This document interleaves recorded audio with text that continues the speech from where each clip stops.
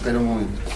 Bueno, lo cuento. Ahí tenéis, ahí sitio, por ahí delante. Es un canal que se llama Manuel Lafarga, que es el título. Hay más de 100 conferencias, clases, a veces, de los últimos 8 años.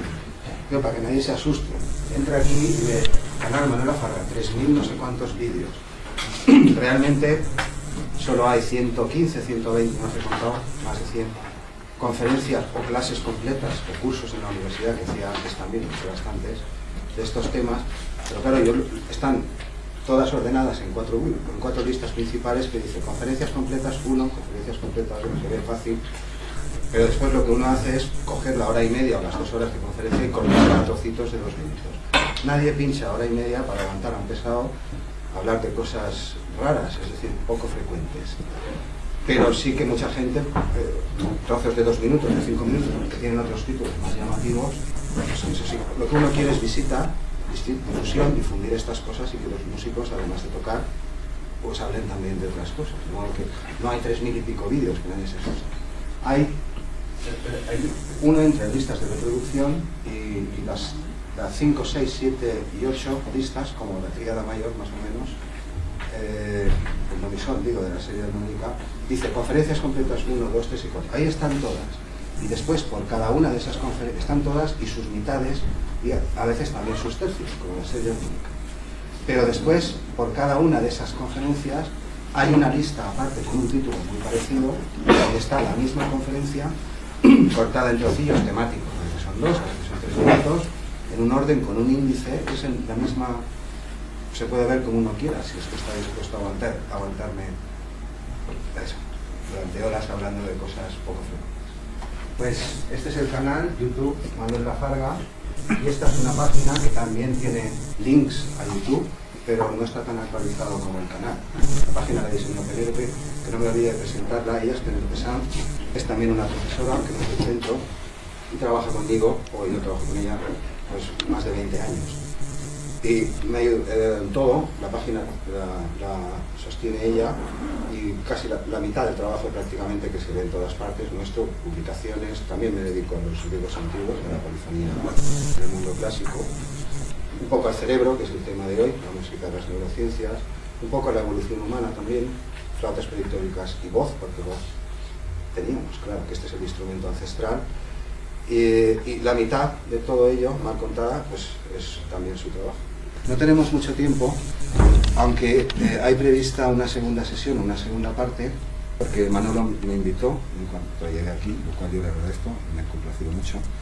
Pero claro, la música de la neurociencia tiene tantos temas que era demasiado denso comprimirlo en una sola sesión de 40 minutos. De modo que hoy lo que vamos a ver es una visión general y rápida de qué es el sonido, cómo lo captamos y procesamos, cómo viaja a destino en córtex, también un poco del caso de Ravel y también un poco de lo que ocurre dentro del córtex. Mientras que el efecto Mozart, el desarrollo auditivo en los primeros años de vida, el síndrome de Williams, que es un síndrome de personas con un cierto retraso, ahora ya no se dice retraso mental, pero en fin, ya lo aclararé, y también los avance músicos, pues eso lo hemos dejado para una clase posterior si el público tiene interés. Los avance músicos, intentaré presentaros al final, solo hay unos 12 casos en todo el mundo, son gente incompetente, les tienen que ayudar a vestirse, les tienen que ayudar a comer, uno aprende, quizá conozcáis más famoso Kim Peek, la biblioteca humana, este no era músico. Savants tipo Kim Peek hay unos 100, en todo el mundo no hay más, y de esos 100, unos 12 son músicos, pero que esta gente no se les enseña ni nada, sino que ellos tocan ahí, bueno, algunos tocan auténticas maravillas. El más famoso quizás fue el ciego Tom, en tiempos de la secesión norteamericana. En el canal hay de todo esto, si uno escribe Savants y Lafarga en YouTube o incluso en Google, va directamente a las sesiones del canal. De todo lo que voy a hablar aquí hay sobrada información ya grabada en centros universitarios, en conservatorios superiores, alguna en el Corte Inglés también, un poco de todo. Bien, pues empezaré por no perder más tiempo. Hoy veremos en esencia eso, de un modo muy general, cuál es la naturaleza del sonido, por qué lo percibimos como tal, cómo viaja al destino en córtex, algo de lo que ocurre en córtex y después algo de la salida, porque los trastornos, también veremos el caso de Ravel en menos de 10 minutos, los trastornos de la audición, del lenguaje o neuromusicales, amusias, como se las llama, pueden ocurrir en 4 trayectos diferentes, aunque parezcan, ¿no? Es decir, puede ser un trastorno periférico, simplemente del oído externo, tímpano, un poco más. Puede ser un trastorno coclear, es decir, dentro ya en el oído interno, en el caracol, no deja de ser periférico, y después puede ser el trastorno químico o anatómico del tipo que sea, puede ocurrir ahí donde digo, o en el trayecto que va desde la cóclea al córtex, o dentro del propio córtex, o desde el córtex a los músculos de la articulación, que es lo mismo que decir a los músculos para tocar. La actividad más compleja que hacemos los humanos en términos de cuántos músculos intervienen por segundo es hablar, que es lo que estoy haciendo yo ahora. No recitar de memoria, sino hablar como yo lo estoy haciendo ahora. Y en segundo lugar, tocar el piano a primera vista. Los humanos no hay nada que, en términos de cuántos músculos intervienen y cuántos por segundo se coordinan, porque esto es como una orquesta. No, yo no estoy hablando igual que no toco, si pongo este después pongo el otro, sino que hay un plan y los músculos se van moviendo, orquestando pues, sobre la marcha. Ahora mismo estoy dando unas 14 órdenes por segundo a 14 músculos diferentes. Las cuerdas vocales, que son el instrumento ancestral, aunque hoy no trataremos ese tema, son el músculo más rápido de todo el organismo y el que más trabaja a lo largo de la vida. No nos callamos, no paramos de hablar, aburrimos a propios y extraños. Sin embargo, los cálculos estadísticos, teoría de la comunicación humana, se llama esto, dicen que el 80% de lo que decimos los humanos no tiene ninguna trascendencia. No te trellas. Bueno, es otro de los problemas que hay planteados con esto. Empezaré ya. Bueno, esto es de rigor, donde estamos. Esta es la página, me acordaba que estaba aquí. Gracias también al departamento que nos ha invitado, y a Manuel, que está aquí. Y paso a la siguiente, si me alejo. Bien, este como presentación es un autorretrato. Cuando digo córtex me refiero a la parte más externa del cerebro, lo que llama materia gris. Los 4 milímetros más externos, los más modernos evolutivamente, todo lo que pensamos, aprendemos o recordamos de forma consciente, digo consciente, todos esos procesos tienen lugar en córtex. Es la estructura más grande del cerebro. Y por debajo hay una serie de estructuras subcorticales, esto es la médula, y aquí están todos los automatismos de mi cuerpo.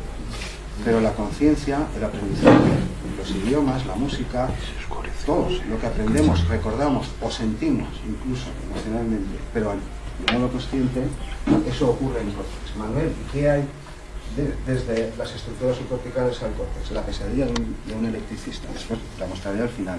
Un cableado impresionante. Si uniésemos todas las neuronas que hay en mi cuerpo, la mayor parte están aquí, pero también mis nervios son neuronas, y las pusiésemos en sentido longitudinal, una al lado de la otra, serían unos 150.000 kilómetros, más o menos la distancia a la Luna.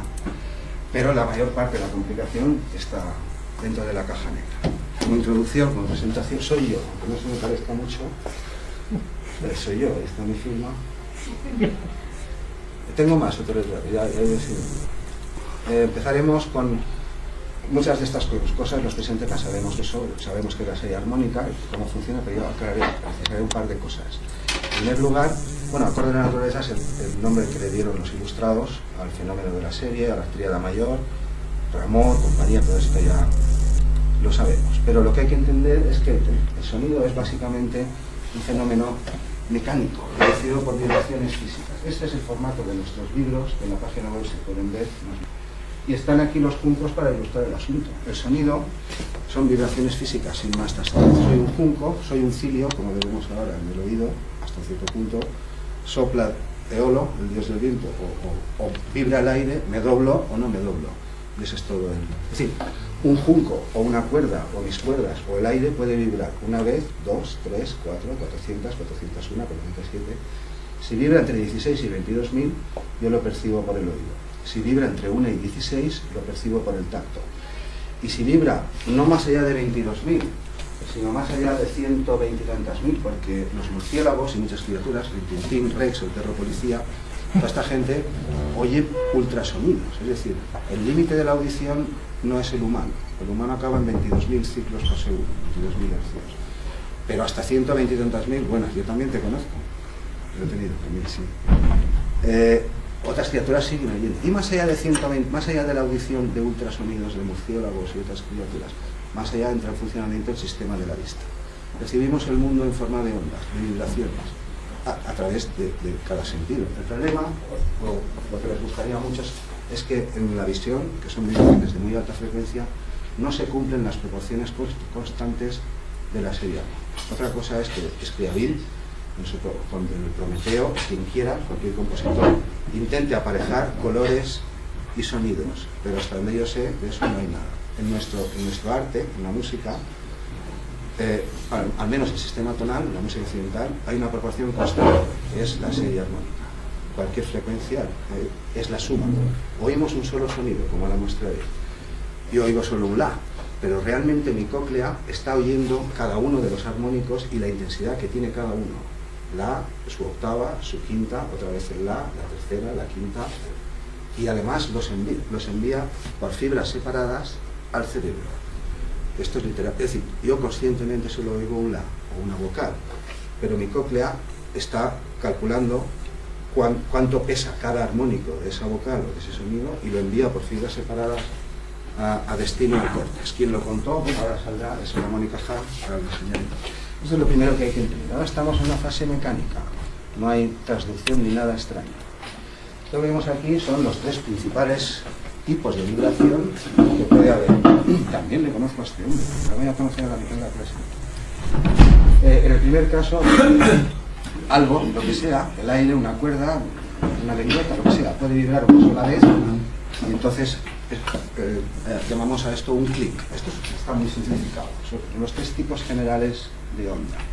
Un clic es un bip de ordenador, sonido de una máquina de escribir, cualquier fenómeno sonoro de este tipo, cortante, seco, sin más complicación.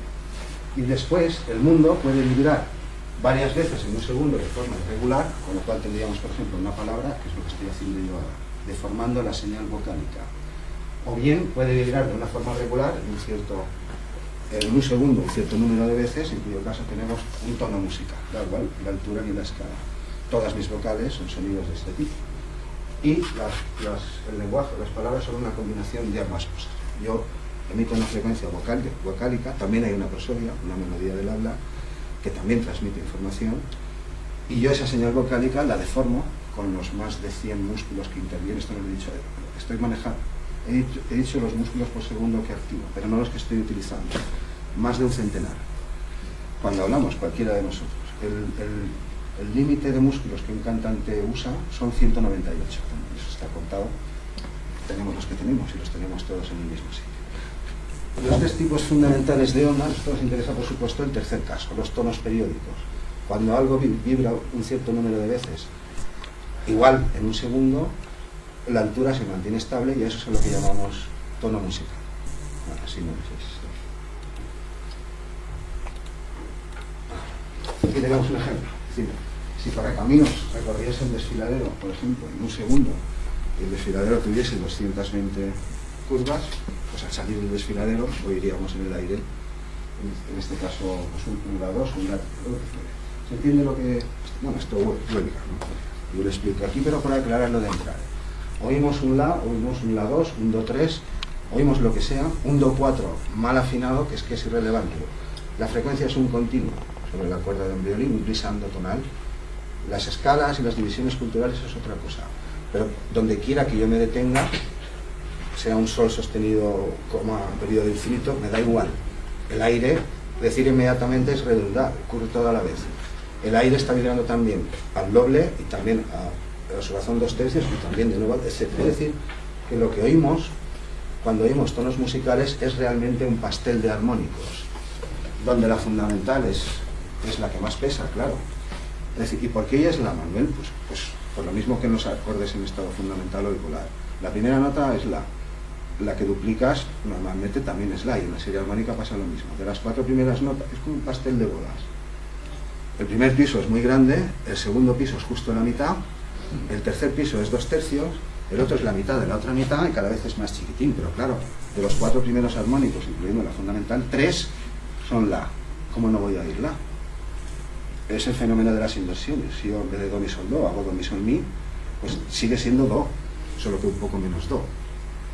Mientras que si hago do, mi, sol, sol, con el permiso de los profesores de mañana, se puede duplicar la quinta, pues sigue siendo do.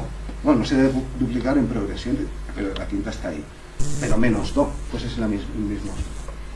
Lo que percibimos es la línea verde, la, o lo que sea, pero realmente lo que ocurre en el aire es un pastel de armónicos, tal como lo estoy escribiendo. Aquí a veces meto tonterías de esas. Esto es lo que estaba intentando aclarar. Estos son los 4 primeros armónicos, en este caso sobre do 3 o sobre cualquier do, donde es evidente que, claro, la que más pesa es esta, pero es que además de todo este bloque, pues claro, 3 de las 4 es la misma. Esto se llama, la octava es la identidad de frecuencia. ¿Por qué reconocemos los humanos estas cosas? Porque esto no es exclusivo de Occidente. Pues no lo voy a pintar, porque da igual, cualquiera de los presentes lo puede entender. Pues porque una nota y su octava son casi la misma, ¿no? Si yo preguntase a los presentes, y cuanta más gente preguntase, más se afinaría. Si preguntase a 1000 músicos o a 10.000, cada vez esto iría más al 50% exacto. Preguntase, una nota y su octava es la misma nota, y Manuel me diría, hombre, sí, pero no, lo cual lo entenderíamos todos. Pero él me diría, no, pero sí, y también lo entenderíamos todos. ¿Y por qué?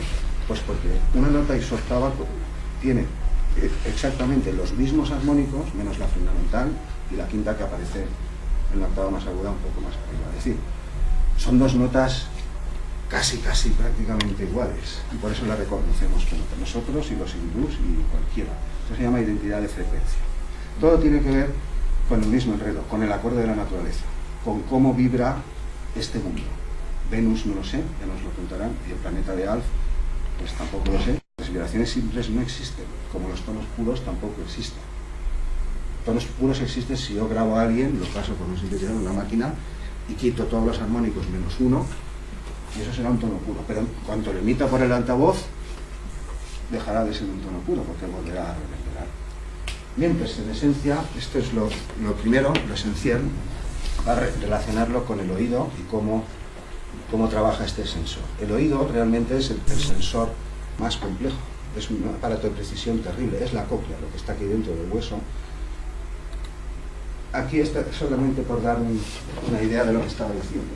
Por ejemplo, los mosquitos, este es el mosquito común, Anopheles subfictus, los varones vuelan a 540, y por eso oímos algo así como un la sostenido con efecto Doppler, hasta que te tires al pas, hace falta, tú lo que quieres que no te quite. Mientras que las féminas, en el caso del mosquito común, baten sus alas en un segundo y ya está, ellos mueren así, no saben nada de música. ¿Y si escucháramos un mosquito a 440 clavados? Pues acabaría de salir de un vaso de vino o algo así, estaría borracho el mosquito. Son fenómenos mecánicos, eso es lo que estoy intentando aclarar. Cualquier cosa que oscile, que vibre, es decir, que vaya y vuelva a pasar por el mismo punto. ¿No? El péndulo completa la oscilación cuando va y vuelve, cuando ha vuelto, no cuando llega al otro lado. Pues eso es lo que estoy intentando aclarar. Y por último, aclarar también que otras criaturas, ya los he citado, los murciélagos, el tintín, esto que se ve aquí no es lo que dijo mi hermana cuando lo vio. Dijo, eso es, no voy a decir que. Dice, no, Sefa, no es eso, esto es el cerebro.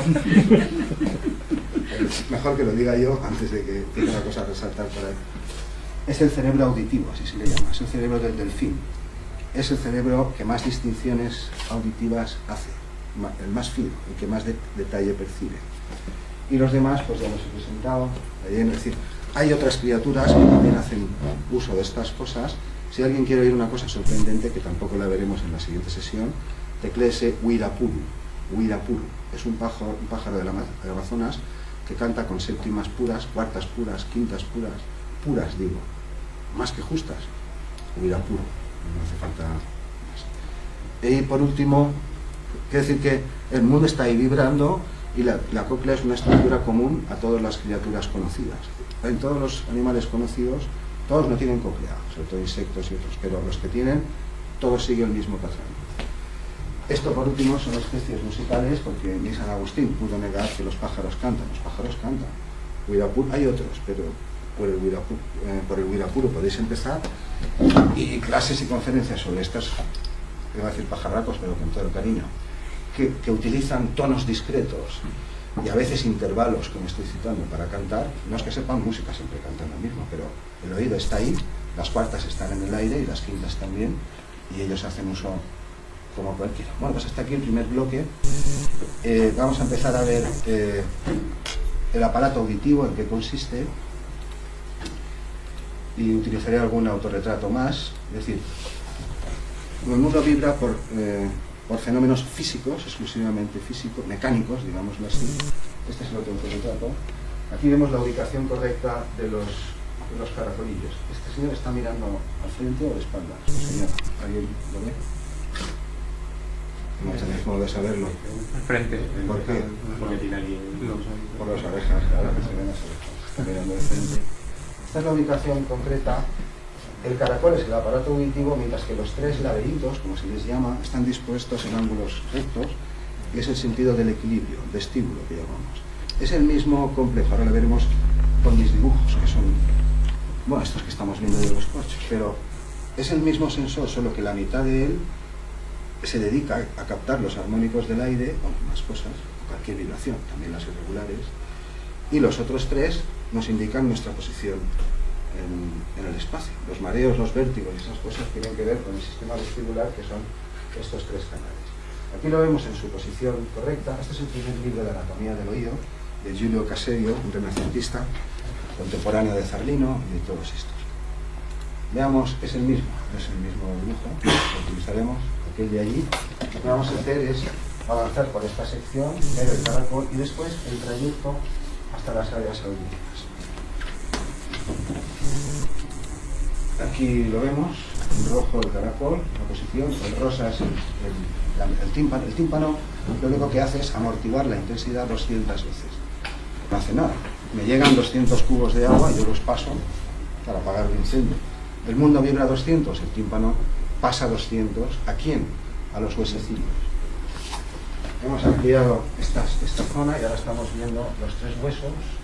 El estribo es el que al final presiona sobre la pared del caracol. Ahora veremos el caracol. Pero hasta aquí Manuel canta la, el tímpano vibra igual, pero 200 veces más débil, y empuja a este hueso, que a su vez empuja, perdón, a este hueso, que a su vez empuja el yunque estribo martillo, que al final empuja a este, y al final el estribo, que es el que está presionando sobre la pared del caracol, ese sigue transmitiendo el mismo número de vibraciones, 440, 440,77, lo que se os ocurra, pues eso. Y después, dentro del caracol, o más de tiempo. Y de aquí hasta afuera, pues un glissando ascendente progresivo. Es decir, dentro de la cóclea no hay octavas, ni quintas, ni series armónicas, ni nada, sino que hay varias filas, hileras, ahora mostraré alguna, de cilios, de estructuras celulares similares al junco del comienzo. Soy un cilio, ahora lo veremos, y estoy plantado en mi célula y formo parte del caracol. Llegan 3 vibraciones, pues yo me doblo. Llegan 7, pues yo me doblo. A ver, llegan 12, ya no me doblo yo, se dobla mi vecino. Y así, pero no hay discretitud ni de octavas, ni de notas, ni nada. Es un continuo sin más. Hasta aquí, digo, hasta la pared del caracol, la transmisión del sonido, sea musical o sea, es mecánica. Mientras que a partir del caracol hasta el cerebro es eléctrica. Ese es el fenómeno que me citó Manolo, la transducción. No vamos a hablar hoy de eso, es un fenómeno todavía poco mal comprendido. Es decir, como una serie de patrones, impulsos, de vibraciones físicas, mecánicas, digámoslo así, numéricas, que se pueden computar, se codifican en señales eléctricas y químicas que viajan por las neuronas hasta su destino en córtex. Quien empezó primero no lo he dicho, pero lo digo ahora, sistema auditivo, 15.000 fibras, ahora lo veremos, sistema vestibular, 15.000 fibras más, es decir, cada cilio emite por debajo una neurona o un axón, y esos se trenzan y son los que viajan al cuerpo. Ningún nervio del cuerpo es una sola fibra, ninguno. Todos son trenzadas. ¿A cuál más complejo? Estoy describiendo el nervio auditivo, que es el que estudió Ramón y Cajal. Se las contó él. 15.000, se hubieran sido 150.000 a lo mejor, no las sé. Pero por suerte son 15.000. 15.000 transmiten impulsos vibratorios, sonoros. Las otras 15.000 de los laberintos transmiten información sobre mi posición en el espacio. Aquí vemos el interior, es decir, si yo entrase aquí dentro, pues vería las paredes de ese hotel espacial, circulares, alfombradas con varias hileras de este tipo. Estas son humanas, son como penachos, como un cepillo, ¿no? Así en forma de flecha, y por debajo este sería un cilio. Estos son colecciones de, aquí habrá a lo mejor 20 y tantas o 30 expuestas así, y por debajo cada una emite un axón, y todos esos axones se trenzan, y eso es el medio auditivo. Cada una de esas fibras transmite información específica de tal armónico, de su intensidad, del número, otra del número de veces que vibra. Se me está siguiendo, ¿no? ¿Sí? Bien, pues estas son humanas, pero en un momento vamos a ver el mecanismo, cómo funciona en la rana toro, que es una rana, que ya lo he dicho, la cóclea es un mecanismo universal, igual que el ojo. Ya sé que hay visión tricromática, visión en colores, que los primates esto y eso ya lo sé. Pero el sistema, por ejemplo, la rana toro no tiene penachos en forma de flecha como nosotros, sino que tiene esto, pero el funcionamiento es el mismo. Esto que estamos viendo es una célula ciliada de la rana toro, aumentada al microscopio electrónico de barrido. Esto con luz normal, al microscopio visual no se puede ver, pero con ciertas técnicas sí. Lo que estamos viendo es realmente el único que emite una fibra por debajo, el único que se dobla, aunque está sostenido por mucho, y envía una señal eléctrica diciendo, ha vibrado 15 veces, tiene una intensidad de lo que sea, es este, el cabezón. Todos los demás son de sostén, realmente no emiten nada por debajo. Este se llama estereocilio. Lo vemos aquí, vuelvo atrás un momento. Por eso el dibujillo está pintado así. Esta es de rana toro, como la que estamos viendo, mientras que las humanas son un poco más complejas, pero es el mismo sistema. Este es el único que vibra. Si la presión que ejerce, bueno, la cóclea no lo he dicho, pero aquí dentro hay líquidos, que no vamos a entrar ahora, endolinfas y cosas, esto no está ahí al aire abierto. De hecho, la cóclea, si se queda en la mesa en las autopsias, que queda expuesta al aire, se funderiza. No resiste 8,9 kilos, que es el peso de la columna de aire. Es un aparato terrible, es el sensor más eficaz que tenemos nosotros. Pero este es el único que si se tiene que doblar, se dobla. Y si se dobla, envía un cable por aquí, y los cables de todos los fibros que hay, esos trenzados, esos son el nervio auditivo. En el caso de la rana toro, esto es una micropipeta. Tampoco se ve a luz normal, pero con el micro está empujando un cilio para que se doble, y el estereocilio, que es el cabezón, pues por debajo envía la señal, y todas esas fibras juntas, trenzadas, pues ese es el nervio auditivo. Cuidado. Vale. Aquí se ve un poco mejor. Esto es como si viéramos tres células ciliadas de la rana toro. Él es Santiago Ramón y Cajal, quien contó estas cosas y algunas más. Hemos visto ya la transmisión mecánica en el aire, también en el oído medio, y a partir de aquí vamos a subir al cerebro, que también se llama oído interno, hasta su destino en córtex. Lo que voy a mostrar ahora es también oído interno. Oído interno es desde el caracol o cóclea, órgano de Porte, si aludimos a la estructura que hay dentro, hasta el destino. Y las estaciones que voy a mostrar, pues también las estudió Santiago Ramón y Cajal, bueno, y otros muchos también.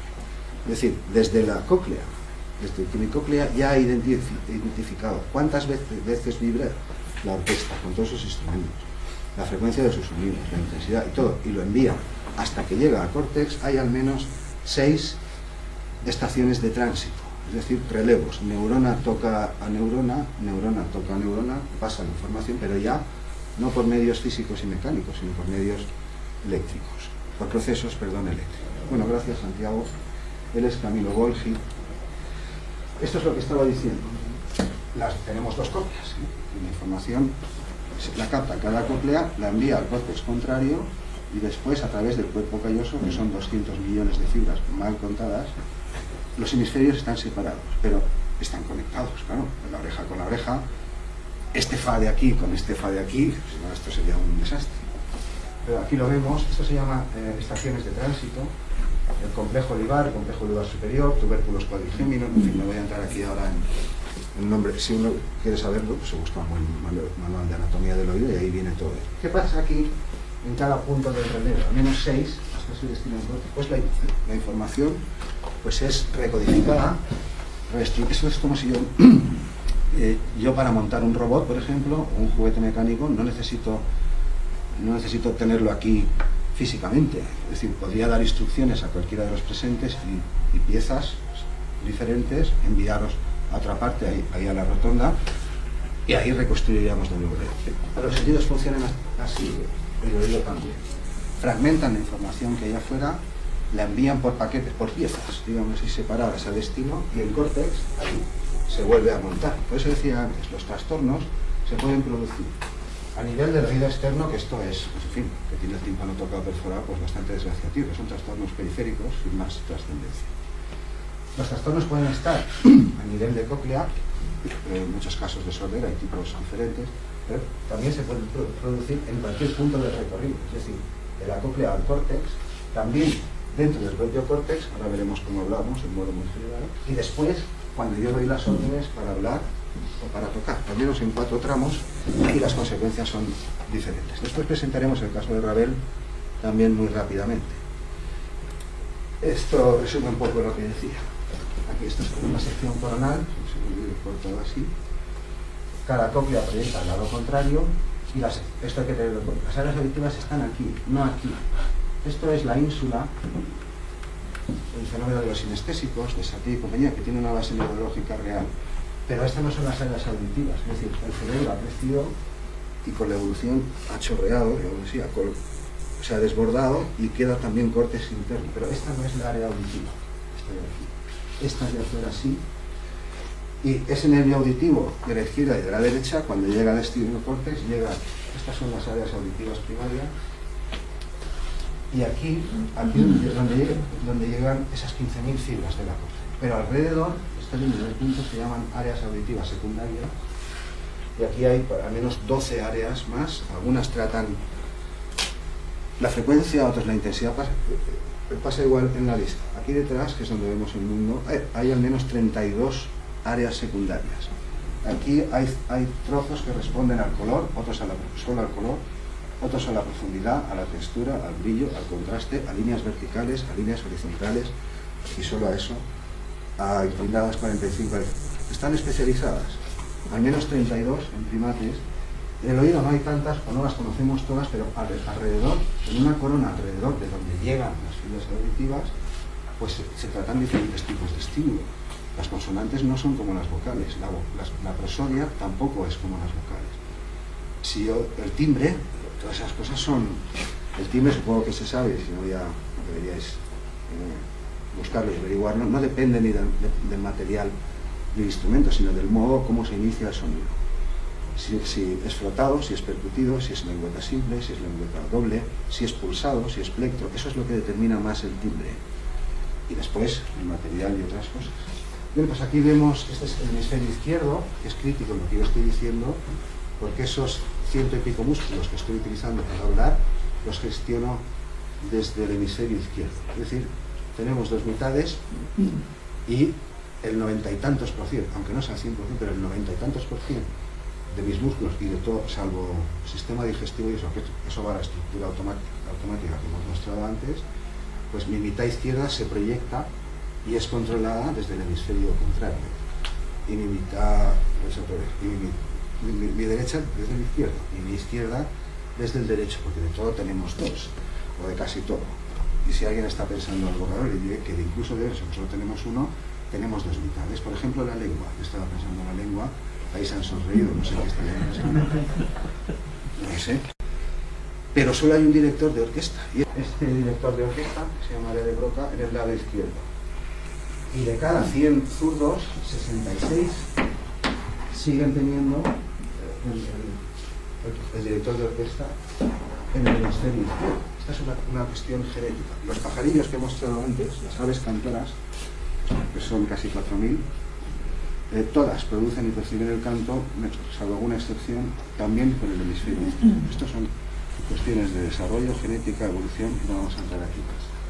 Tenemos 2 mitades, en efecto, en el cerebro también, aunque ricamente conectadas, pero si yo quiero coordinar la actividad de las 2 mitades para tocar, para hablar, para lo que sea, para nadar, como le pasó a Ravel, en todos sus primeros síntomas nadando, descoordinadas. Tú das la orden, pero la máquina no va como tú la das, pues el gestor está en un solo lado del cerebro. No es un centro, no hay que pensar en estas... Antes, el siglo pasado se habló de estas cosas como centros, ¿no? centro del habla, centro de la comprensión, centro de la producción. No son centros, lo intentaré aclarar. Para yo tener una empresa de distribución de paquetes de correo, no necesito tener una sede física. Dirá algunos, sí, para el almacén, tampoco. Puedo distribuir el almacén. Manolo en su casa guarda los procesadores. Mi amigo allí guarda otra cosa. Cada cual guarda lo que guarda en su casa. Y a mí me llega un mensaje, una compra, yo la gestiono, y le digo a cada cual lo que tiene que hacer. Y quedamos a la una donde Alberto, nos tomamos unas cañas, traemos las piezas, tampoco lo montamos, lo enviamos por Corquez, es decir que no son centros en realidad. Este es el centro de la área de las micro, el centro de la comprensión, como se hablaba en el siglo pasado, pero no es que, si yo daño ahí, sí que dejo de comprender lo que me dicen, aunque sigo pudiendo hablar. Si yo me daño aquí, dejo de poder hablar, pero sigo comprendiendo lo que me dicen. Pero no son centros, eso es lo que hay que entender. No es una sede física, no ocurre exclusivamente ahí, sino que estas regiones que voy a mostrar están conectadas, pues no con todo el cerebro, pero con buena parte de él. Avanzo un poquillo. Ahora hemos llegado a córtex, hemos dejado ya el trayecto del oído interno y ahora vamos a estar unos minutos dentro del córtex.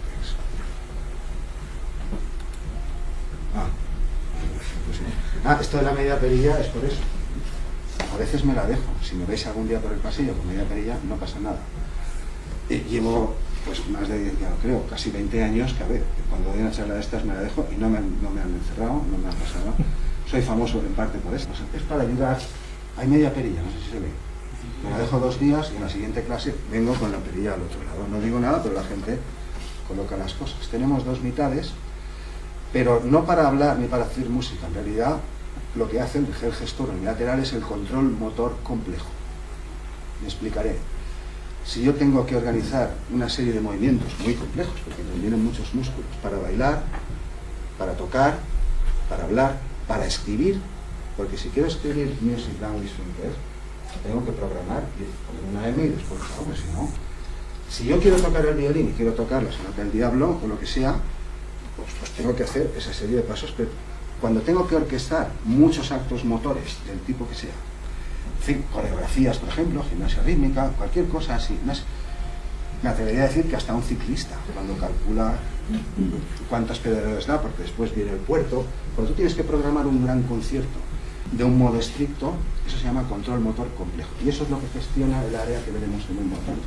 Es decir, que no es un área exclusivamente lingüística, sino que lo que gobierna es la orquesta muscular. Bueno, pues ya se sabe, el hombre de la media perilla, y como nadie más se la ha dejado, pues soy el único. No he visto que esto haya proliferado. Sí, algunos de estos a veces, de ahora modernos, con alguno, pero no, la cosa no ha trascendido mucho. Dejamos ya, estamos en córtex, voy a hablar de las áreas lingüísticas, pero ahora entenderse literalmente que es como si estuviera hablando también de las áreas musicales, porque lo que yo hago a la hora de tocar una suite de Bach es lo mismo, orquestar centenares y centenares de movimientos preprogramados para dar si bemol aquí y la bemol en el otro lado. Por eso dice de las lingüísticas, pero entiéndase, música y lenguaje comparten muchos mecanismos cerebrales, no todos, algunos son exclusivamente musicales, otros son exclusivamente lingüísticos, pero ya lo aclaraba al principio. Mi habla es una mezcla de las dos cosas, de tonos musicales y de deformación. Vamos a ver qué hay alrededor de Wernicke, del área auditiva. Esto es lo que decía antes. Aquí es donde llegan las fibras del nervio auditivo, del octavo palcraneal, de los dos, uno a cada lado, y alrededor hay al menos 12 áreas especializadas, esto ya son neuronas. La materia gris, lo que decía antes, en tratar diferentes componentes del estímulo. Unos pelan el pollo, los otros le queman las plumas, otros lo deshuesan, otros sacan la molla para hacer las croquetas, y al final tenemos el pollo completo, pero ya cocinado.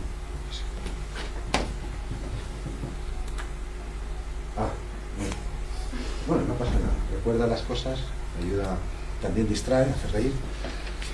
Estamos en destino ahora, este es el hemisferio izquierdo por el ojo, que decía, estamos así. Se supone que soy un diestro, podría ser ambidiestro, como Da Vinci y algunos más. Y estas son las dos áreas que he citado. Esta es la auditiva primaria, aquí llega el nervio auditivo, alrededor es recompuesto o reelaborado, remontado, ¿no? Si yo quiero entender algo, la información es enviada aquí. Este es el área de Wernicke, así se escribe, es un alemán de los tiempos de Cajal también. Mientras que esta es el área de Broca, ahora lo veremos mejor expresado. Aquí tenemos a Wernicke, aquí tenemos a Broca, y este es siempre el orden. Si yo leyese, la información no llegaría por aquí, llegaría por aquí, pero igualmente iría a Wernicke, donde yo lo comprendo, y después, si lo quiero leer, Wernicke lo envía a Broca, y Broca mueve la orquesta muscular por los homúnculos, que son dos dobles, bueno, mis dos mitades, claro. Un homúnculo para sentir el cuerpo, que es el que está más atrás, y un homúnculo para moverlo, que es el que está más... Es decir, 4 medios manuales tengo aquí a nivel muscular. Y eso sí que incluye la lengua y otras estructuras que alguno parece haber identificado a la primera. Sigo, es decir, con mitades y todas esas cosas. Aquí lo vemos un poco mejor. Esta es una charla de Játiva hace muchos años. Octavio Lafourcade, un gran guitarrista barroco, nos llevó allí. Y esto es lo que estaba intentando decir. Wernicke, donde yo comprendo el lenguaje, pero también la música, los músicos que tenemos oído absoluto, este área es el doble. Al final lo contaré y si no, en la siguiente clase.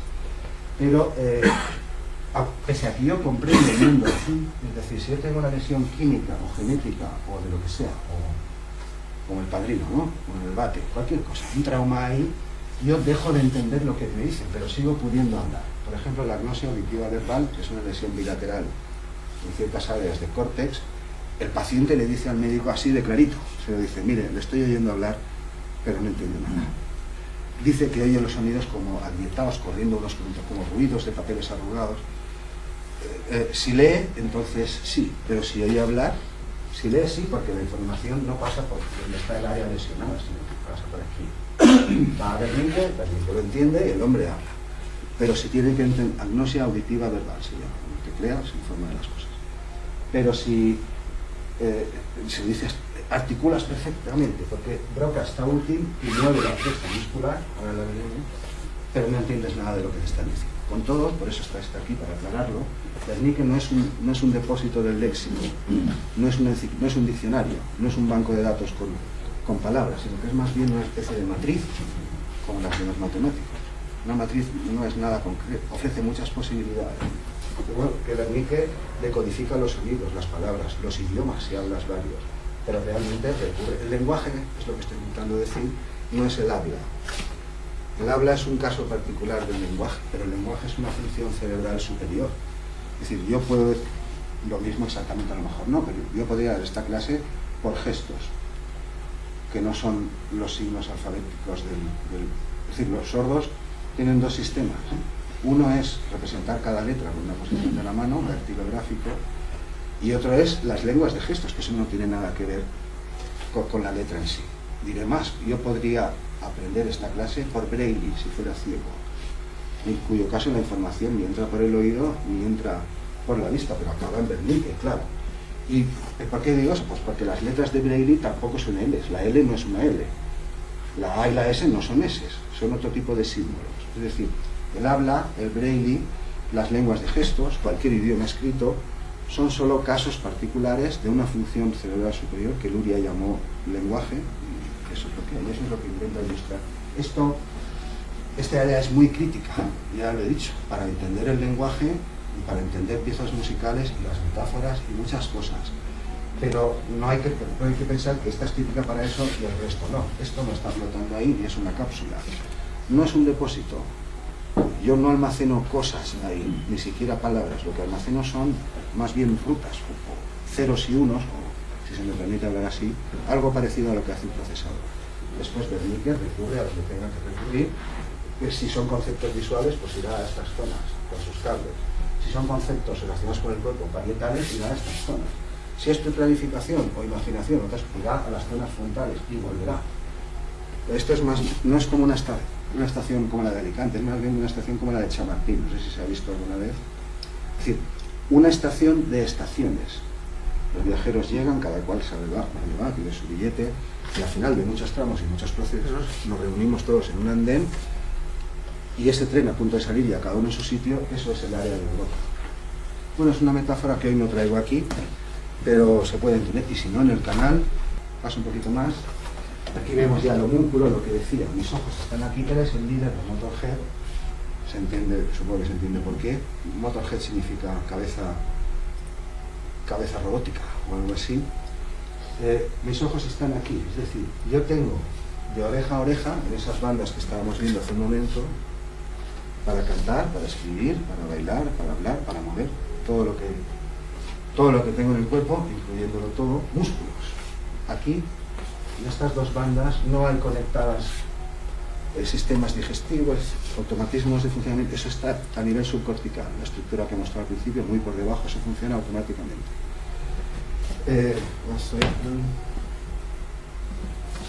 Sí, mis ojos están aquí y yo tengo de oreja a oreja, como se ve aquí, dos bandas musculares donde están representados todos los músculos de mi cuerpo, salvo el diafragma y el corazón, que también es un músculo, pese a que algunos dicen que las emociones también el corazón, esto es literatura medieval. El corazón es una monda de patata, un músculo en forma de monda de patata de 1 metro, es una bomba que dura 80 años funcionando fantásticamente y lo único que hace es bombear, eso tampoco es músculo. El estómago también tiene paredes musculares, pero todo eso no está conectado aquí. Esto es el control motor voluntario. Decían antes sistema piramidal, ya no se dice así. Es decir, yo ahora evidentemente estoy haciendo actividades muy complejas, más incluso que las de un bailarín, porque supongo que se ha entendido la diferencia. No es lo mismo tocar el piano. ¿Por qué es el piano primera vista la segunda? Hombre, porque si yo ya me he preparado la pieza y toco, buena parte son automatismos. Mientras que si yo estoy tocando el piano a primera vista, tengo que recurrir a los músculos como yo estoy haciendo. Yo he dado clases parecidas como esta, pero esta exactamente así, nunca jamás. Eso es lo que estoy intentando decir. La actividad más compleja en términos de complejidad muscular es hablar, y eso es lo que orquesta el área de Broca, que está normalmente en el hemisferio izquierdo.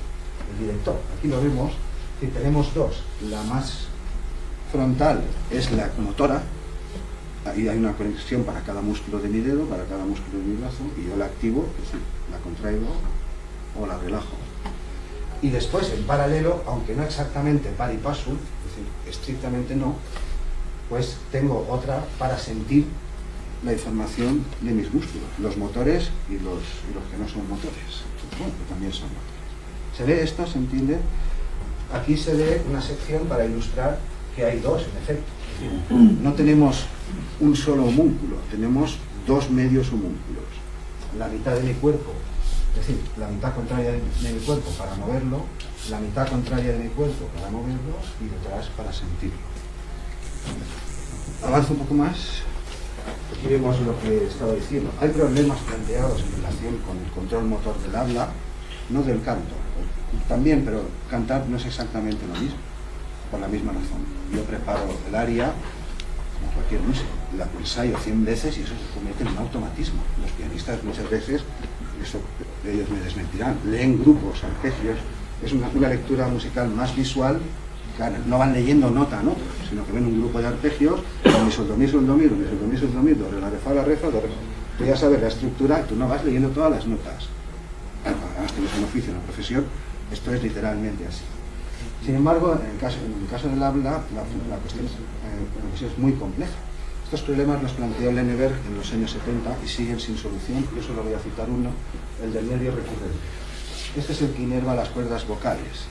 Es decir, yo estoy hablando en tiempo real y soltando mucha información, que todos comprendéis con Wernicke y con toda la maquinaria.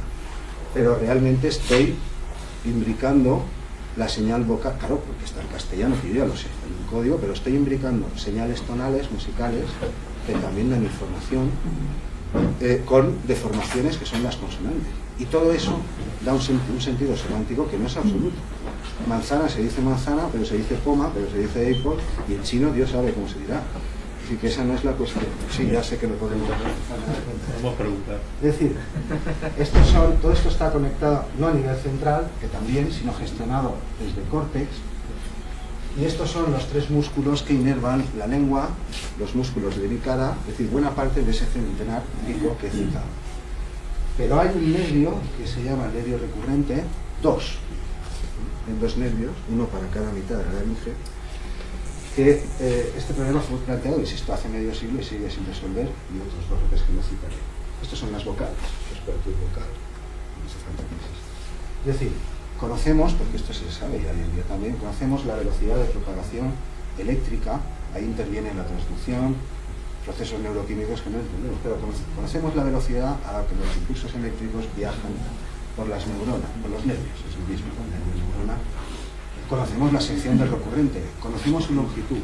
Sin embargo, por alguna razón, hablamos 3 veces más deprisa de lo que deberíamos, de lo que dicen los cálculos fisiológicos. Esto probablemente está relacionado con el problema de que hay una estructura. Es decir, yo no sé qué palabras voy a usar, no las haría cuando entrar.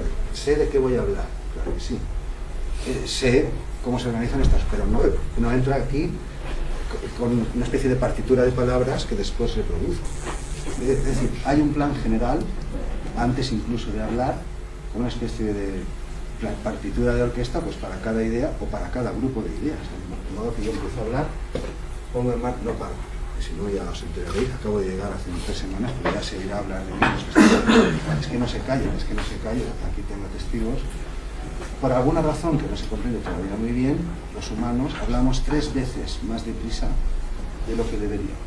Bueno, también hay otra que la voy a contar rapidito. En el tálamo, eso también lo averiguó el si nos estimulan el tálamo, que es una estructura de los subcorticales, me pongo a hablar a la carrera, pero muy acelerado. Podemos hablamos a un ritmo medio de 250 sílabas por minuto. Podemos llegar a hablar hasta 500. Pero si me estimulan el tálamo, con un aparatejo de estos de los neurocientíficos, estaría diciendo lo mismo, pero a toda hostia. Bueno, si previamente tengo en efecto las ideas en la cabeza, si no, Dios sabe lo que diría. Pero, bueno, Eric Lenever, uno de los lingüistas más famosos de todos los tiempos, planteó 3 o 4 problemas de este tipo, a mitad de camino entre la fisiología, la neurología y otros procesos, la percepción, etcétera, que siguen sin resolver. Este es el más conocido. La longitud del recurrente, porque el recurrente viaja hasta aquí y después vuelve a subir, y inerva las 2 cuerdas. Es decir, uno inerva una mitad de las cuerdas y otro la otra mitad de las cuerdas. Pues, bueno, esto simplemente es para ilustrar la complejidad que he aludido. No recuerdo la cifra exacta, 115, 100 y pico. Cualquier humano, muchos, la mayoría están aquí, pero también hay zonas de aquí de la respiración, y un cantante puede gestionar hasta 198, lo cual no significa que es más complejo lo que hace. Depende de qué consideremos. Aquí se ven los pliegues vocales por dentro, no tienen más importancia. Estas son las cuerdas, pero no están en el aire. Aquí hemos retirado la membrana que las sostiene. Ahora no viene al caso, solamente era por ilustrar las cosas un poco. Y aquí vemos lo que decía antes. Igualdad, que hable, que toque, que esté haciendo una coreografía de ballet. Yo tengo que dar en el homúnculo las instrucciones precisas para que sea un vals o sea un chotis, porque si no... Este es otro retrato, el tercero que he enseñado. Aquí estoy un poco más intempestivo. Y esta es la charla de Játiva, como se ve. No es que esté aquí en el centro, las órdenes se dan, como he indicado, a nivel cortical, las órdenes de salida. Pero es una forma de ilustrar. Y esto es un acto de habla sin más. Bueno, o de canto. Son los mismos músculos, son los mismos nervios, son las mismas áreas las que envían las instrucciones. Otra cosa es el material resultante. Aquí vemos a un grupo de CAP, 17 años de CAP. Ellos sí que se dejaron la media perilla. Aquí está, uno es de Cullera, en mi pueblo. Yo no me di cuenta, esta es la última clase del CAP, hace ya unos cuantos años. Y estaba dando la clase, no es que notase algo raro de forma consciente, pero no sé, yo hablaba, estaba hablando de la pero no, ni siquiera yo me había dado cuenta. Había 5 personas con media perilla. Y estos son los baños antes de entrar. Se hicieron una foto para dejar constancia. Se la afeitaron. Es decir, el cerebro compensa estas cosas y en la apariencia no nos damos cuenta. Bueno, yo las utilizo para enseñar un buen grupo, todos títulos superiores, los músicos, ¿qué voy a decir? Pues eso. Y nos queda el caso de Ravel, muy rápido, si hay tiempo. Si hay interés, quien tenga que salir sale. Hemos visto lo esencial, que es lo que anuncié. Cómo vibra el mundo, muy en general. Cómo funciona el oído, de un modo muy general. Cómo transmite eso. Cómo viaja a destino en córtex y ahora dentro del córtex y también en descenso. Este caso Sí que forma parte de lo que llamamos amusias, trastornos de la función musical, que son muy variadas, porque los músicos somos un grupo muy heterogéneo.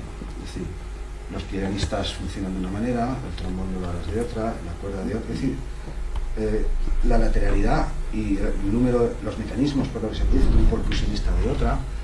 No somos un grupo del 100% el mismo tipo de artistas, es lo que hay que decir. Quiero decir, como los problemas se pueden producir en muchos puntos del trayecto y también del descenso, pues cada caso de amusia pues es un poco diferente.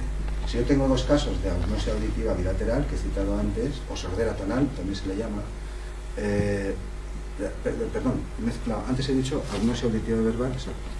Hay otro que se llama sordera tonal, que chocará, que es que estos son, o amusia congénita, son muy pocos casos los conocidos, pero es chocante, es decir, gente, siendo músico previamente o no, que deja de percibir, de reconocer los tonos. Antes ya sabía, porque sabía música, y después del accidente cerebral, el trauma, el injuria, lo que sea, sigue percibiendo. Hay casos así, gente que percibe el timbre sin problemas después de la lesión, pero los tonos no. O gente que deja de percibir el ritmo, pero sigue percibiendo claro, porque el material musical tiene muchos componentes. El timbre es una cosa, la frecuencia es otra, las estructuras, si vamos ya al tejido compositivo, las frases, las secciones es otra. Si uno toca piano lee 2 pentagramas, si uno es director puede leer incluso 15. Cada cual es un poco un mundo y hay muchos casos muy variados. El que vamos a ver, es decir, los compositores tampoco funcionan igual que los que tocamos trompetas, oboes, violines, etc. Porque ellos lo que hacen es, claro, cierto, tocan el piano. Lo que hacen es recrear en mente sonidos que no están escuchando, se pueden ayudar y escucharlo. Eso se llama audiación. Es decir, es una especie de sensación auditiva interna. Quiero decir, son como dramaturgos. El dramaturgo, el escritor, puede inspirarse en la realidad, en lo que sabe, y narrar lo que ve, o puede imaginársela. Y si se la imagina, pues todo está ocurriendo. Es decir, que los compositores tampoco son un prototipo de lesión cerebral. Yo voy a contar el caso de Ravel porque es el más famoso, pero entiéndase que son gente aparte. No es que haya que echarles de comer aparte, sino que son gente extraña, rara, poco frecuente, son como flores. Claro, ¿de qué vive un compositor? Que lo conté hace unos años. Pues uno se pasa media vida sin entender, los músicos, hasta que caes en la cuenta que es que da clases. Ah, claro. Bueno, si le encargan muchas obras puede que gane mucho dinero y hace muchas óperas, pero, es decir, sin ellos, pues los demás estaríamos siempre tocando lo mismo, o algo así. Hacen un tipo de proceso intelectual, musical, distinto a lo que hacemos los intérpretes. Que yo no estoy diciendo que no tengamos arte ni emoción, y no estoy diciendo nada de eso. Lo que digo es que son otros procesos cerebrales distintos a los que yo he presentado aquí. Ellos, para imaginar las cosas, no tienen que recurrir al homúnculo, salvo si quieren probar los acordes, no tienen necesidad de escuchar, salvo que necesiten soporte externo para hacer sus constructos, sino que la actividad de ellos no es la que yo he presentado aquí. O sea, que quede claro. Ah, aunque he traído un librillo, que no se me olvide. No tiene que ver con la clase de hoy, sino con la que nos queda, con el efecto Mozart, sobre el cual también se han dicho muchas tonterías. Yo lo paso, si lo quiero ver alguien, y en la segunda parte que hagamos, hablamos del efecto Mozart y del librillo, si se quiere. Literatura en castellano sobre... Hay algunas personas, algunos neurólogos en España que tratan casos a veces, lo han hecho hacer. Prácticamente no hay literatura en castellano. Bueno, pues contemos el caso de Tío Morís, que es muy curioso, porque es uno de los mejor estudiados, sí y no, como las octavas. ¿Por qué digo sí y no? Pues porque fue un caso que fue seguido por uno de los mejores neurocirujanos de su tiempo, amigo suyo personal, y sabemos, al final, por la autopsia, sabemos sus síntomas, claro. Hay bastante detalle de eso. Por la autopsia sabemos lo que le pasaba en el lado izquierdo, o qué áreas afectaba, pero no en el derecho. ¿Y por qué? Pues porque era amigo suyo, y quizá por respeto, eso es lo que yo tengo leído, no hizo la autopsia completa. Estaba intentando curarle, le operó a córtex descubierto, se le quedó tieso en la mesa de operaciones y detuvo la operación. Si hubiese abierto también el lado derecho, autopsia completa, hubiéramos podido saber si la lesión que veíamos, es que no, si lo que voy a mostrar ahora también ocurría en el lado derecho o no. Es decir, es uno de los casos mejor conocidos en cuanto a evolución, síntoma y cosas, y por el otro lado, con unas octavas, pues nos falta precisamente información de la mitad. Lo voy a contar rápidamente, pero solo poniendo Ravelo, con cualquier palabra extraña que se me oiga, y la Farga, YouTube te muestra 3 minutos, 2 minutos, 5 minutos. Vamos allá. Pues en 1930... perdón, se me estaba olvidando, y lo quiero hacer porque me están grabando, y después lo subo a YouTube. Hace unos días se nos ha muerto un gran personaje, se llamaba Ulises, era un loro que educó Penélope, un loro muy bien educado, porque escuchaba la radio, igual Federico Jiménez que La Sexta, escuchaba Mozart, lo educó, comprendía el sentido de ascenso y descenso, era rítmico y bailaba como muchos loros. Los loros tienen sentido del ritmo, pueden seguir un pulso y ajustarse a él, y por unos enredos, mala comprensión, se murió hace unos días. Era, no voy a decir un gran músico, pero vamos, que producía tonos y semitonos, eso ya lo he yo. No él, como muchos, y se les educa. Y yo quería dedicarle la clase cuando han salido los pajarillos, pero se me ha olvidado. Y ahora, al ver In Memoriam, pues me he acordado de él, de modo que, por permiso de los presentes, yo le voy a dedicar esta clase a una criatura con plumas y alas que manipula tonos. Y ya está, y no tiene más. ¿Sí? Pues así lo pondremos allí. Departamento de Composición, director Manuel Mas, dedicada al loro Ulises. Era un personaje entrañable, nos dolió mucho, pero así son las cosas. Bien, pues también a Ravel se dedica específicamente este trocillo, estoy acabando, no queda mucho. Aquí lo tenemos en la Primera Guerra Mundial, en las trincheras, donde participó. De hecho, el concierto para la mano izquierda en re menor está compuesto para un amigo que perdió el brazo derecho, pianista, no sé si sabes, y un concierto en re menor, y está escrito solo para una mano. Aquí lo vemos, o dos, bueno, claro, lo puedes tocar como quieras, eso está. Iba en taxi, él ya advirtió estos síntomas de fe. Iba en taxi, creo que era por París, pero ahora no me acuerdo en este momento, no me he leído todo otra vez, simplemente lo he notado.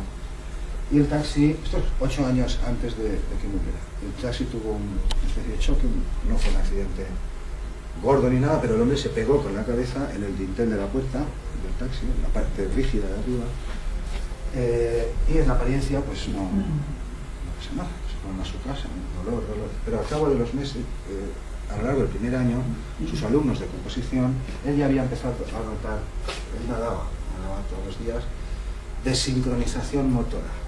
El acto de nadar de una forma precisa también no tiene que coordinar broca.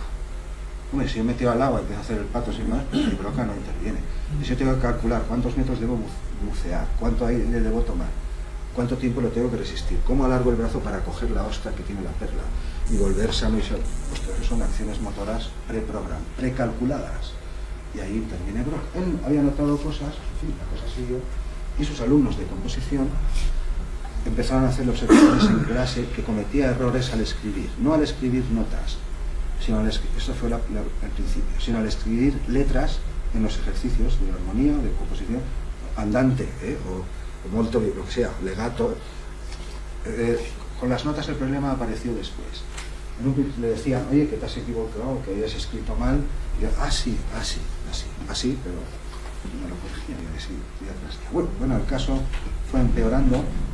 No voy aquí a detallar todo, se puede ver en el canal. En castellano yo no sé de información sobre el caso, pero en inglés sí, si alguien la quiere. El caso es que, por poner un ejemplo, el hombre acabó a músico y también a fásico. Es decir, por ejemplo, sin embargo, seguía percibiendo todo con extrema nitidez. Cualquier cosa que oía, 5 violines tocando y uno se ha ido un poco de tono o ha entrado una frase. Bueno, los músicos somos sensibles a estas cosas.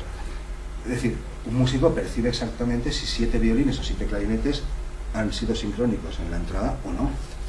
Pues todos estos detalles, si está desafinado, si no. De entrada lo identificaba todo, pero acabó que no podía ni hablar, ni siquiera componer. La Juana de Arco, por ejemplo, la dejó incompleta y en una ocasión lo dijo con mucho esfuerzo y escribiendo, señalando más bien, decía, la escucho, la tengo aquí, pero no puedo escribirla. Y como ejemplo, a mitad del curso de la enfermedad, más o menos, más allá del 4º año, tardó una semana para escribir una carta a un amigo de 50 palabras, con el diccionario delante. Una semana. Los síntomas empezaron en un sentido lingüístico, sobre todo al escribir, y acabaron afectando también al componente musical. En un momento, bueno, aquí ya se le voy a mostrar el momento, pero aquí ya se ve que este es el lado izquierdo. Esta es la lesión que conocemos por la autopsia, pero en el lado derecho no sabemos qué pasaba. Es decir, le afectaba trozos del área de Wernicke, la que comprende el habla, pero también el sentido musical, o las poesías, o las metáforas, etc. No le tocaba Broca, que es la que orquesta, la que mueve a la orquesta muscular, pero sí que le tocaba secciones importantes del homúnculo, donde están representados los músculos. Pondré un ejemplo de lo que le pasaba en un sentido musical. Por ejemplo, él escuchaba cualquier interpretación de cualquier pieza a cualquiera y reconocía hasta el mínimo error. Eso estaba intacto. La entrada estaba intacta y al llegar a las áreas auditivas estaba intacto. Pero, por ejemplo, si intentaba tocar escalas mayores o menores en cualquier tono, empezaba, pero no llegaba a la octava y se paraba. O podía seguir, cuando ya grabó la cosa, a mitad del curso de la enfermedad, podía tocar los primeros compases de sus propias composiciones, pero no de otros, aunque las oyese, aunque se las supiese de memoria. Es decir, las tenía, digamos así, más grabadas porque eran suyas, pero esto es lo... Perdón. Estos son algunos de los síntomas, hay más, que no me voy a enredar ahora aquí con más asuntos. Al final acabó, en efecto, tanto afásico, porque no podía hablar, para escribir una carta, tú me dirás, una semana, cuanto a músico, en el sentido de producción, no podía tocar. Eso yo, digo, qué cosa extraña, oigo. No pasa nada. Avanzo un poco. Bien, aquí está. Estas cosas ya las he mencionado. Leer a primera vista el piano es la segunda actividad más compleja que hacemos, muscularmente hablando. Y los que vemos abajo son todos compositores que han tenido también lesión cerebral, no solamente hay más. Este, por ejemplo, es Jean Langlais, un organista francés ciego. Aquí tenemos a Schumann. Schumann creo que he traído algo de... Bueno, este es Ravel, este es Gershwin, este es Britten, me parece recordar. Este es... ¿Perdón? De la izquierda, de Britten. Este es Britten, perdón. Este es Britten y este es Gershwin. Estos se fueron en 3 o 4 días, fulminante, pero también manifestaron síntomas a músicos. Este es Donizetti, se dice que tenía alucinaciones en la famosa área de la locura y parece que sí, neurosífilis es lo más probable. También lo contrajo probablemente Mozart y otros. Este es Sevadin, profesor del Conservatorio de Moscú. Este sí que tuvo la lesión en el lado derecho. Pero, espera, no, me estoy liando. En el lado izquierdo, y siguió componiendo después de la lesión, en palabras de Sostakovich y otros, ciclos de canciones e incluso sinfonías mejores que antes, pero afásico, sin poder expresarse verbalmente ni escribir ni nada. Este es Schumann, decía, de Schumann creo que sí que he traído alguna cosilla, sí, está después, que es esta. Schumann era maníaco depresivo, es decir, esto ya no es un trastorno traumático, ya es un trastorno neuroquímica, porque es neuroquímico. La enfermedad de ahora estoy súper alto, ahora estoy súper bajo, además también se sabe bastante porque su médico lo trató durante buena parte de su vida, 2 intentos de suicidio y algunas cosas más. Pero este cartel lo que nos dice con claridad es cómo la mayor parte de su producción ocurrió en los años en los que la enfermedad estaba en sus puntos altos. Esto también se sabe. Es también un tipo de amuso, es decir, algunos dicen que la creatividad artística está vinculada al trastorno. Esto es la teoría de la neurosis de Freud y de otros, pero esto evidentemente no es. Es decir, ha habido creadores en los que ha coincidido esto, que también tenían un problema, ¿no? Pero la norma no es esa. La norma es que, bueno, eso quiero pensar, que los compositores al menos, por raros que parezcan, que ya aparecen a ojos de los mortales, es decir, en este caso coincidió creatividad y un trastorno cerebral. Y en otros pintores y otros también coincide.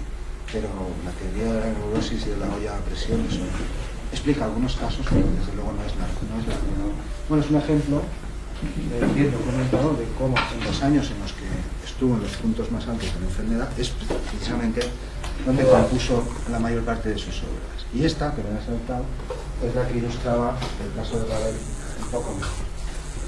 Esta es el área auditiva de llegada, en el lado izquierdo. En el derecho hay de todo menos estos dos. Eso es lo que hay que entender. Todo. De estos hay un poquito, pero no funciona muy bien. De todo menos estos. Es decir, la información auditiva llega aquí, sea hablada para comprenderla o sea una pieza musical para reconocerla. La pieza musical no se limita a las notas. No es que yo diga esto aquí, ¿no? Hay un texto y aunque no lo haya, ahí hay más. Si sabes del fulano, si sabes de la historia, si sabes del contexto, pues ahí se van superponiendo significados que al común de los mortales se le escapan. La información llega aquí, en este caso por la audición, va a Wernicke, si ha de ser comprendida, y si yo tengo que reproducirla, viaja la información, viaja a Broca y Broca mueve la orquesta muscular a los dos lados. Bueno, cada lado mueve su músculo, pero el director y cada una sola vez está en un lado. Y este círculo muestra la lesión aproximada que se observó en la operación, porque no era una autopsia, estaba intentando salvarle, pero se le murió en la mesa de operaciones y como era amigo personal, supongo que por respeto, pues no quiso intervenir más.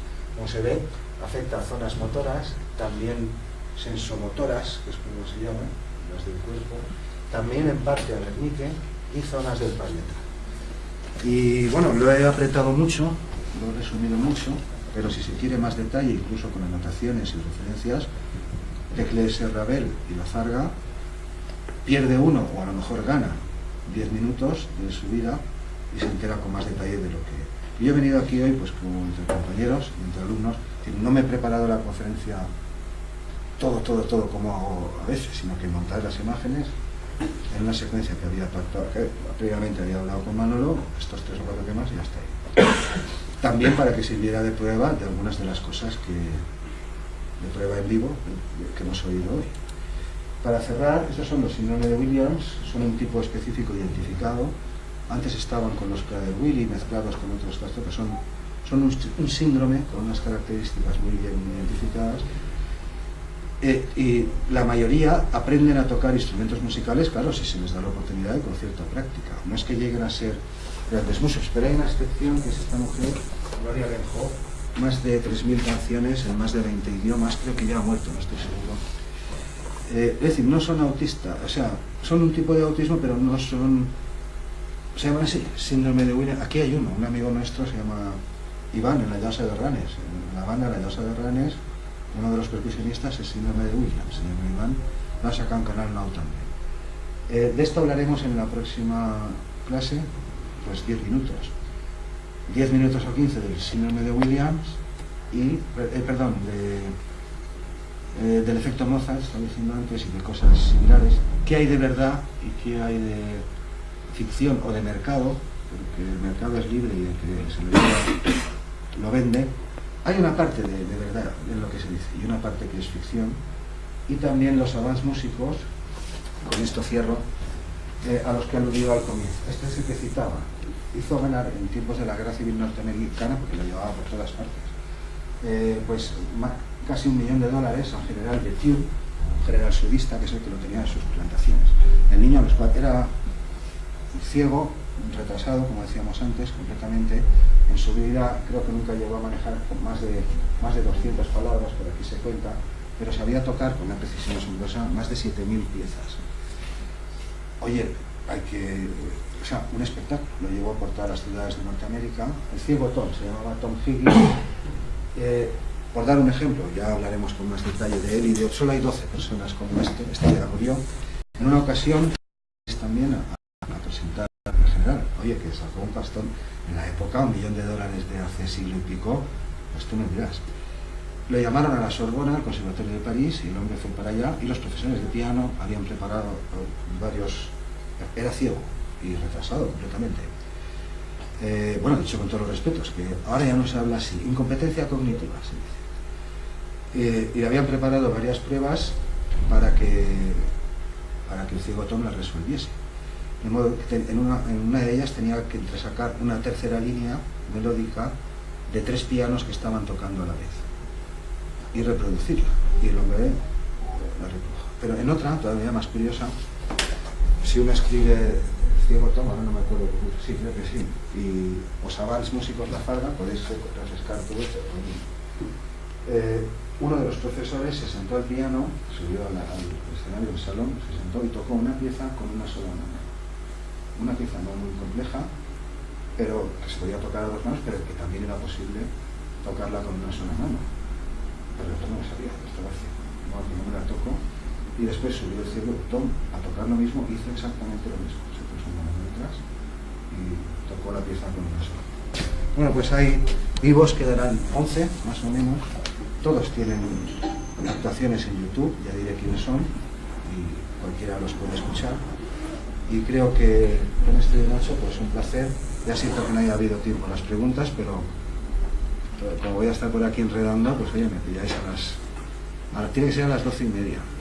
Bueno, ya veremos cómo arreglamos lo de las horas. Pues siempre lo tenéis a las 11, ¿no? Sí. Pues bueno, tendré que hablar con algunos alumnos y a cambio ofrecerles algo, ya veremos cómo va el negocio.